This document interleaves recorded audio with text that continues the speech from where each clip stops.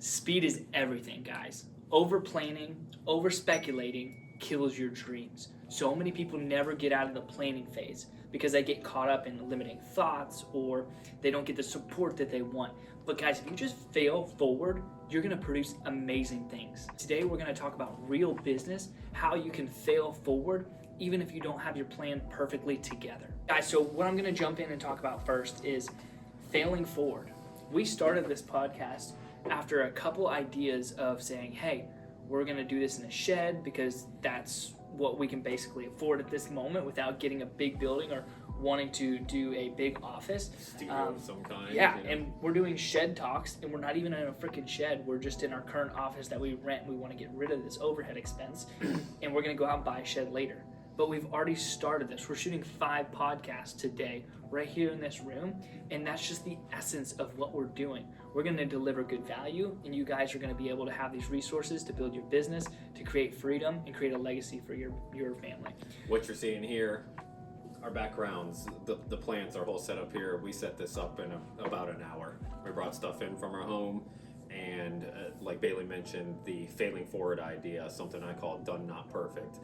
Get it done, start moving, go back and revise later, get the momentum going, and get your ideas out there. Imperfection is okay for a while as long as you're stepping forward, and that's what we're going to continue to do here with our own personal venture. Absolutely. So many people find themselves just in paralysis. Like, oh, I have this good idea. Should I post on Instagram? Should I create this page? Analysis paralysis. Yeah, so just like do it. Just move forward. Get the ball rolling. And I promise you, if it is God's will for your life, things, and you're taking the right steps in failing forward, things will fall into place. I started this prospect business without Cole on board. He was still working in our portfolio company, Pure Landscape business, and Leif was still working at his job, and I was trying to pull it all together. And our first bit of marketing was ugly. It wasn't great. But now Leif has come on board. He has revamped everything. He has created systems and processes and scalable things. Cole is developing an incredible sales training that he's banging up from all of his experience that he's had in the field and the consultants that we've hired along the way. And he's banging it out, throwing it to Leif. Leif's looking at pretty. I'm slapping it in school. So it is, there's so much amazing, real valuable content in what we're providing, what we're doing, but we're just failing forward. We're 2 weeks like heavy all into this, where we have both of you joining me on what we're creating, and we're just failing forward. That's one thing in Peer that we have continued to evolve and continue to grow, and we realize that if we make this change, it might not be pretty right away, but this helps separate us from our previous self. So I'm a very competitive person, and there's other people out there doing just regular mundane services. Some people are doing great, cool stuff, but we're competing against our yesterday self. If we're so stuck in trying to maybe be the top, maybe there's someone out there that is incredible. If we're so stuck and be like, there's so big of a gap between us and them, and you're just like, oh, I have to have the perfect plan to get there. Like, we want to produce content better than Alex Hermosi. We have like 9 followers on YouTube right now. But I promise you, we're going to have more followers, more subscribers than him. No hate, no shade on him. But it's just the direction where we're going, and we're using what we got, and we're going to keep failing forward, putting out valuable content, so that way you guys watch this and you're like, wow, this is real. And we're going to create a community where you guys feel connected to help grow and develop your business. So speed is everything. We're excited to bring this podcast to you today. Cole, I want to talk about speed specifically in sales, because a lot of your experience is in sales and building a business. So talk a little bit about, in our sales process, how important is speed? Yeah, speed is super important when it comes to sales.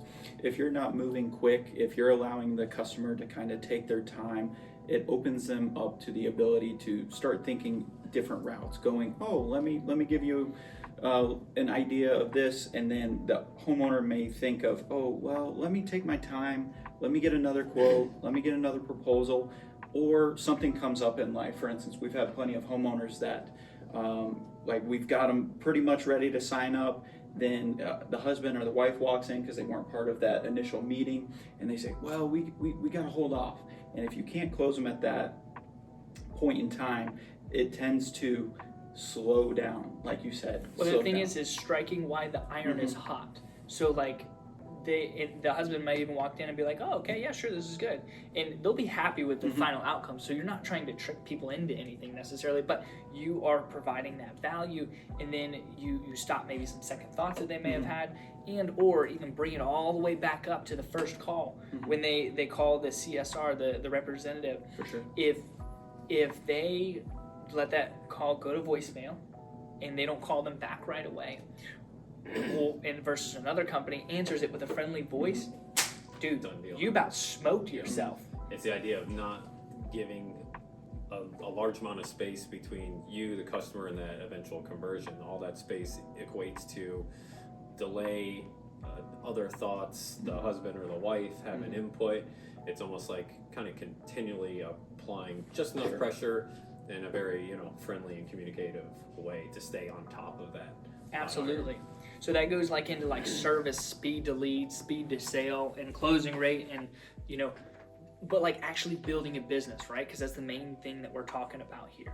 If you are afraid and have limiting thoughts that what you have to put out there is perfect, you're gonna destroy your dream, or it's gonna take you so long you're never gonna get there, and somebody else is gonna get it before you, and then there may not be enough space at the table for you. And especially today in the social media environment, we are all fed what appears to be perfection from most everybody, or at least most people strive to display themselves outwardly as a perfect lifestyle. They have everything going on perfect, so then everybody has that expectation, and as a business owner, you're burdening yourself with that expectation going, it has to look like this business or I'm not going to put it out. In my personal experience, I went through the same thing.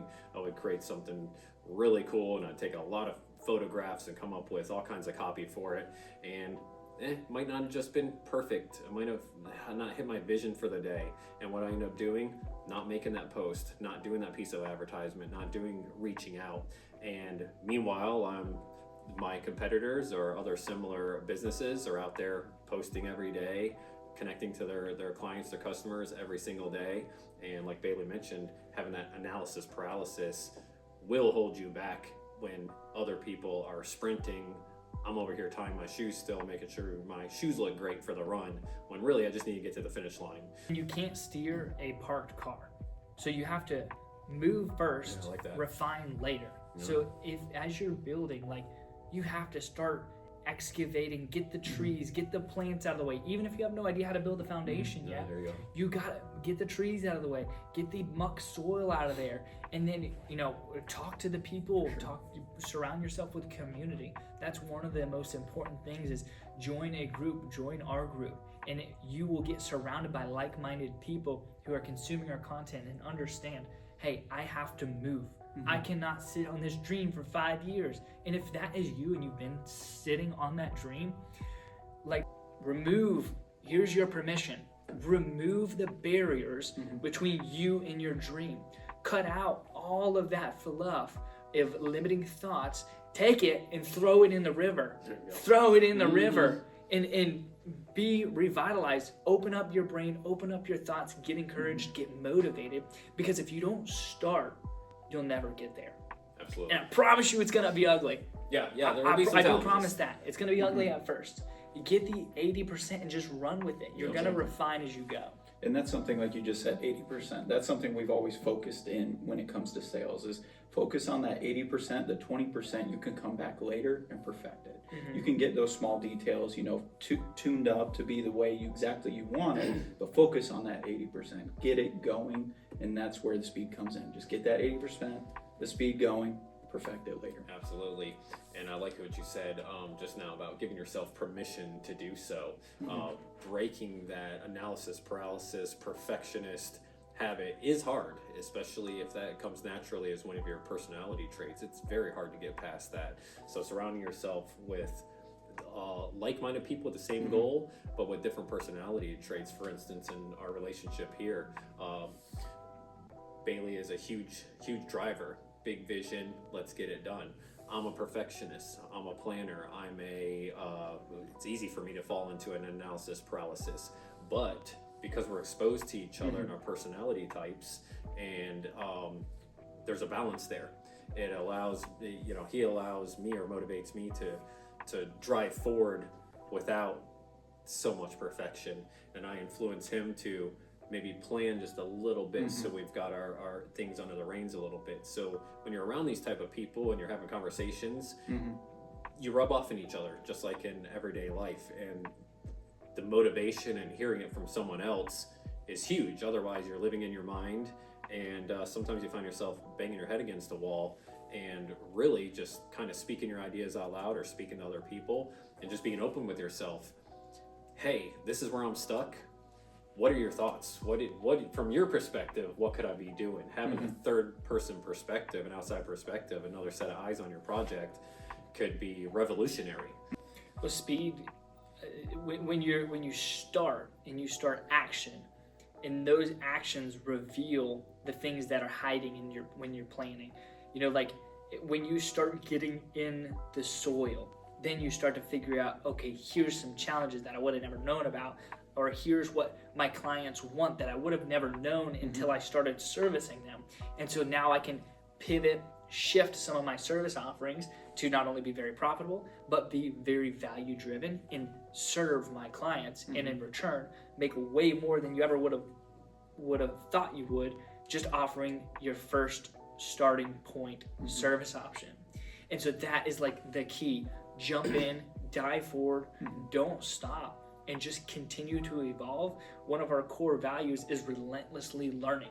And so we want to relentlessly learn, improve, grow, develop, and we are constantly figuring out what value can we drive to our clients, so that way they can be more profitable, they can grow and develop. So we're growing ourselves, we're growing you guys, and all together we are moving fast. If there's one thing that you have to learn, it's speed and breaking limiting thoughts. Covering those two subjects will fix the majority of why businesses go out of business or never get off the ground.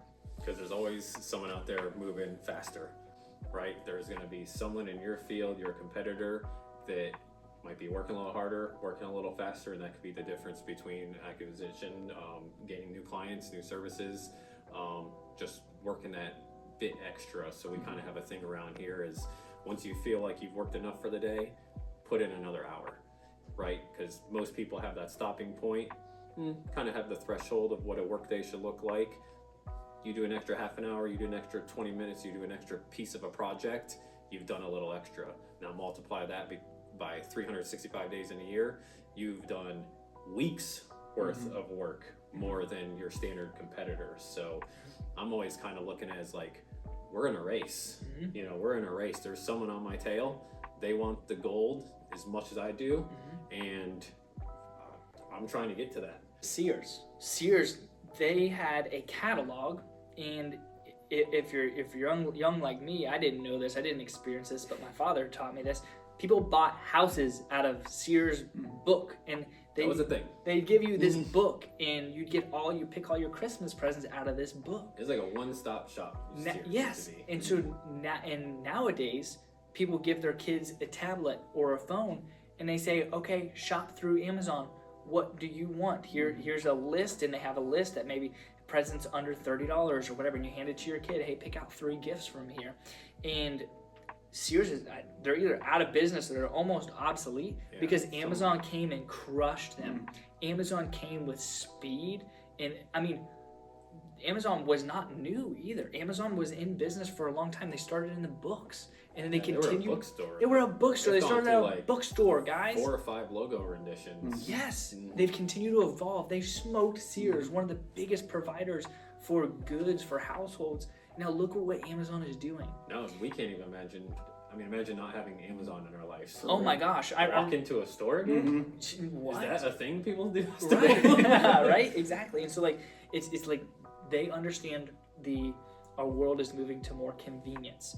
People want to spend more time at home. People are exhausted from working so hard. We have to work so much to make X amount just to support our families. We don't want to spend our weekends shopping the whole time. We want to spend it as a family, having time. And they understand the value of the wife while the husband's at work, click a button and I'm going to get my toiletries and I don't have to run to the store this weekend. I get to spend more time. And so they understand the value and they're fast and they're willing to invest in the right areas. Amazon has lost so much money so many times making wrong decisions, but they still crushed Sears. Yeah. All of your ideas that you act on don't have to be successful when you move so fast. You can execute on 5 different ideas, but if one of those is $1 billion idea, even though you may have lost a few $1,000s on all those 4 other ones, you now have $1 billion company.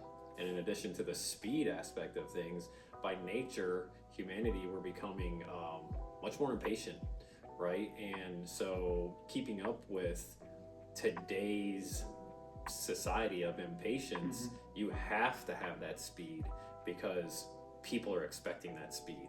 So if you're walking and strolling, you'll get surpassed and no one's really looking back at you. And that's a huge value add, is speed to customers. I mean, this isn't just speed in starting a new business or starting a new product line or service offering.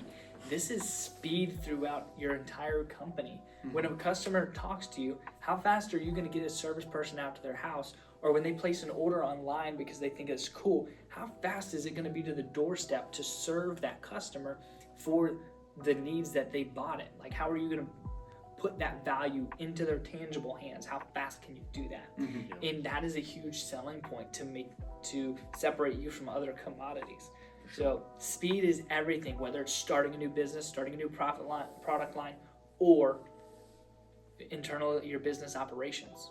It's all about the value you're delivering. People, you got to get the thing out. It's not all about price. It's about the value that you bring to the table. So we'll talk about value bringing to the table a little bit more in depth later. But thank you guys so much for listening to Speed. Speed is everything. And if you guys can't get that down in all of your understanding, you're not going to survive in the AI world that we're in today. Thank you so much for joining us. We'll talk to you soon.